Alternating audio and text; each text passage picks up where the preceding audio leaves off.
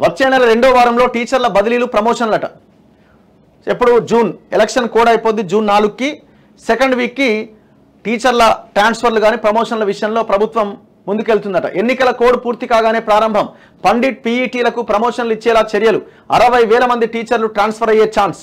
ఇప్పుడు మీరు ఆ 317 జీవో విషయం కూడా ఆలోచించాలి. కమిటీ వేశారు కానీ త్వరితగతిన రిపోర్ట్ ఇచ్చి వాళ్ళని ఆదుకోవాలి. ఫస్ట్ ఇప్పుడు ఆ స్పౌస్ బాధితులు ఉన్నారు పాపం. భార్య భర్త ఇద్దరు టీచర్లు అయినప్పుడు ఆ మధ్యలో ఉన్న పిల్లలు కూడా నలిగిపోతూ ఉన్నారు.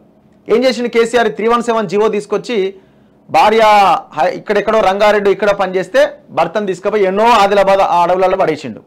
లేదు భర్త ఇక్కడ ఉంటే భార్యను తీసుకుపోయి అక్కడ వేసిండు. ఇది అన్యాయం కదా. వాళ్ళని కొంత మానవతా దృక్పథంతో ఆలోచించాలా. ఇప్పుడు వాళ్ళిద్దరూ అక్కడో ఇక్కడో ఉండడం వల్ల మధ్యలో ఉన్న ఆ పిల్లలు ఇబ్బంది పడుతున్నారు కదా. వాళ్ళని స్కూల్కి ఎవరు పంపించాలా? సో కాబట్టి వాళ్ళకి మరీ పూర్తి స్థాయి వెసులుబాటు ఇట్లా కాకుండా ఒక 50 కిలోమీటర్ల రేడియస్లో మీరు వాళ్ళకి ఉద్యోగం చేసుకునే అవకాశం కల్పించండి. ఇప్పుడు వాళ్ళు ఎగ్జామ్లు రాసి పాస్ అయిన వాళ్ళని ఉత్తగానే మీరు ఫ్రీగా ఇచ్చారా ఉద్యోగం? లేదు కదా. వాళ్ళు కష్టపడి మెరిట్తో పాస్ అయ్యి వాళ్ళు ఉద్యోగాలు కొట్టిన వాళ్ళే కదా వాళ్ళంతా. ఫస్ట్ వాళ్ళ పెయిన్ ఏంటో ఆలోచించి నిర్ణయం తీసుకోండి.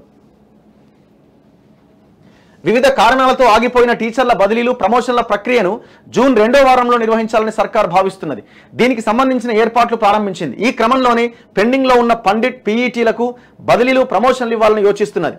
లోక్సభ ఎమ్మెల్సీ ఎన్నికల కోడ్ పూర్తవగానే టీచర్ల బదిలీలు ప్రమోషన్ల ప్రక్రియను ప్రారంభించబోతున్నది.